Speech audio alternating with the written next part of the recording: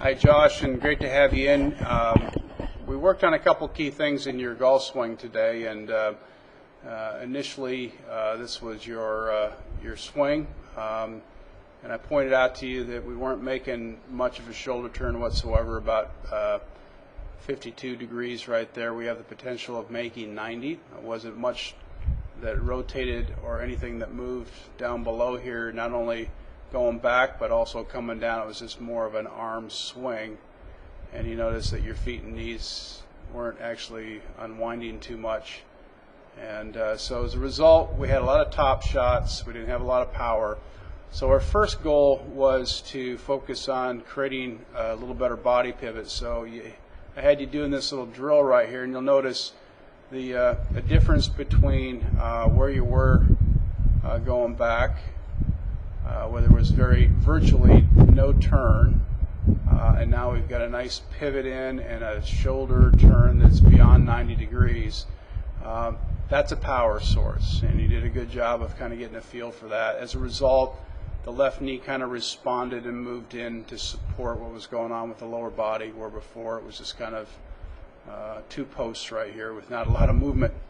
At this particular point then, you could feel like you started to unwind with your feet, knees, hips, and chest in that sequence until you face the target, where before we just kind of held ground and responded to the swinging club head.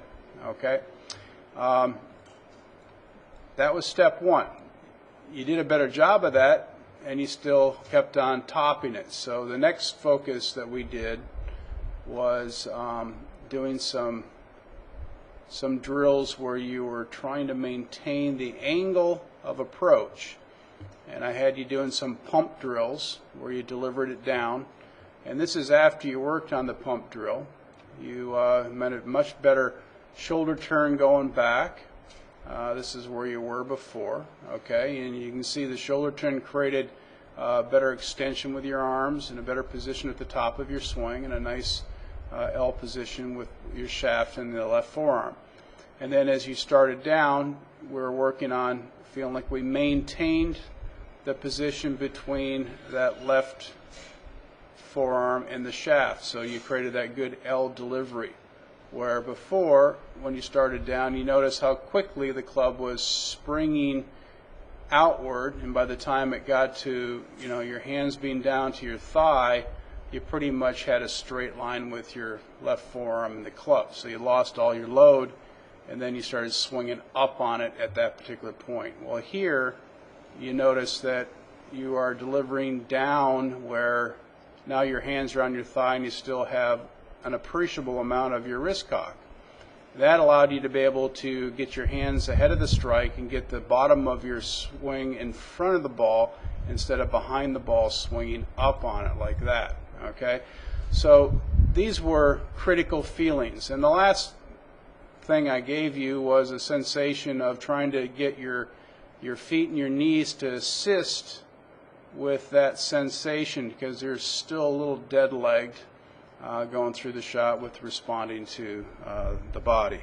So I would love for you to just work these areas. I also showed you the 6 positions of a good golf swing, and I think that's an excellent way for you, by the way, to get a feel of certain things, is to break it down into those core positions and get a good sensation of it. Let me see if I can pull up little Cindy for you. I'll do that actually. Let me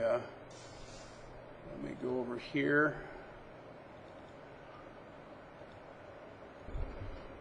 Okay, I'm going to attach the 6 points that Cindy goes through as an additional to this video, but we're going to look at Duffner here, and we're going to talk more about what we see with that lower body. And you'll notice how when he starts this downswing, he is going to use the ground. He's going to drive inward with his right leg and feel like he posts up with that left leg, and that really gives him the leverage to be able to extend.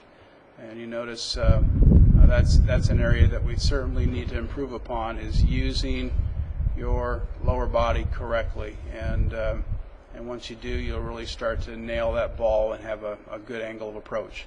So work on these things. It's not necessarily how many balls you hit doing this. It's about doing the drills and exercises away from striking the golf ball, so it really becomes your conditioned, formed habit at that point.